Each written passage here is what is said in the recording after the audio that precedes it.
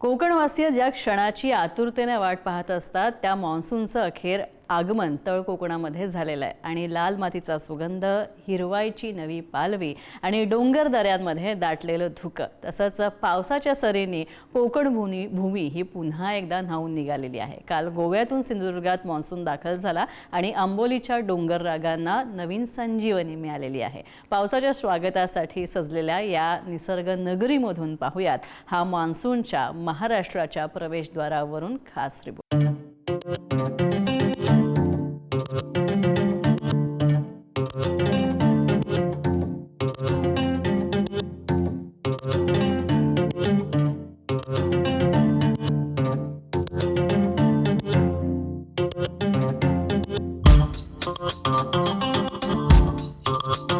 आषाढाच्या चाहुली बरोबर कोकण भूमीने मान्सूनचं जल्लोषात स्वागत केलं आहे।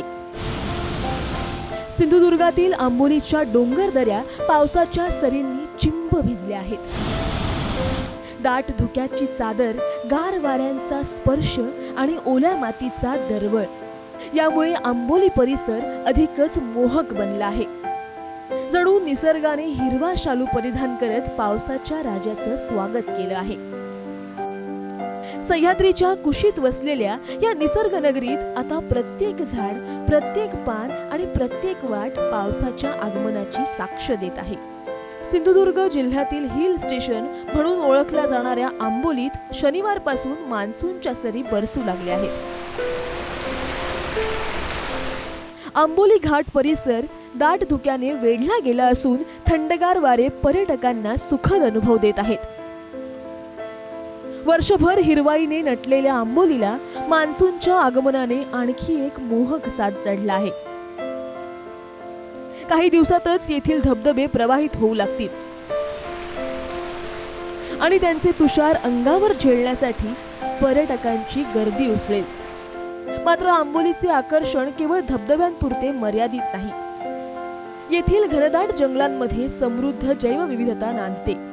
दुर्मिळ वनस्पती, विविध प्रजातींचे साप, बेडूक आणि इतर वन्यजीव यांचा अभ्यास करण्यासाठी देश विदेशातील अभ्यासक आंबोलीला भेट देतात।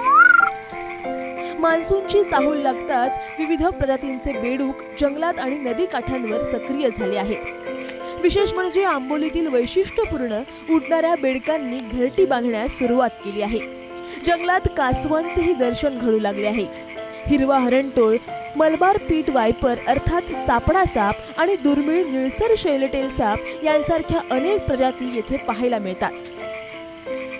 निसर्ग आणि जैवविविधतेचा अभ्यास करायचा असेल तर आंबोली हे अभ्यासकांसाठी आणि पर्यटकांसाठी एक उत्तम ठिकाण ठरत आहे। हा मान्सून पूर्व आणि मान्सून चालू व्हायचा कालावधी आहे। या कालावधीमध्ये आंबोलीमध्ये विविध सरीसृप म्हणजे बेडूक आणि साप यांची भरमार असते। इथली सगळ्यात वैशिष्ट्यपूर्ण प्रजाती म्हणजे इथे विविध प्रकारचे बेडूक मिळतात, जे की तुम्हाला जगात इतर कुठल्याही ठिकाणी मिळू शकत नाही। याचं उत्तम उदाहरण म्हणजे आंबोली टायगर टोड हा असा एक बेडूक आहे जो पूर्ण जगामध्ये फक्त आंबोलीतल्या एका सड्यावर आढळतो।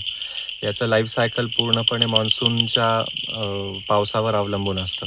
मान्सूनचा पाऊस जसजसा मे महिन्यापासून सुरुवात होईल आणि जूनमध्ये त्याचं आगमन होईल त्याप्रमाणे त्यांचं लाईफ सायकल त्याच्यावरती डिपेंड असतं। याशिवाय मलबार ग्लायडिंग फ्रॉग म्हणजे हवेत तरंगणारा हिरव्या रंगाचा बेडूक हे सुद्धा आंबोलीचं एक वैशिष्ट्य आहे। याशिवाय इथे काही प्रकारचे साप आहेत जे की फक्त इथेच सापडतात।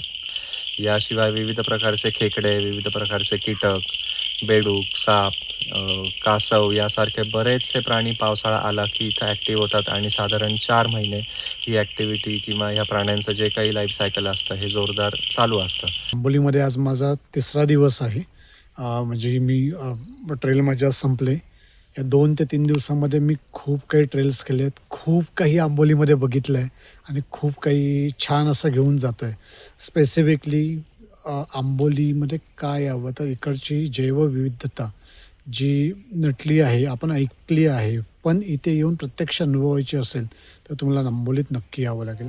आंबोलीचा निसर्ग वर्षभर वेगवेगळे रंग दाखवत असतो, मात्र पावसाळा सुरू झाला की आंबोलीची ओळख अधिकच खुलते। डोंगर माथ्यांवर ढगांची गर्दी झाली आहे, थंडगार वारे वाहू लागलेत आणि मान्सूनच्या पहिल्या सरींनी आंबोलीचा निसर्ग अक्षरशः शहारून गेला आहे. हिरव्या शालूने नटलेली ही भूमी आता पर्यटकांच्या स्वागतासाठी सज्ज झाली आहे.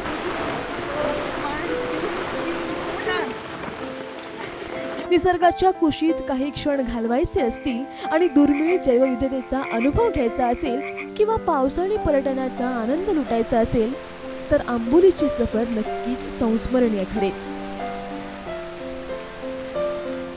निर्णय राऊत, पुढारी न्यूज, आंबोली.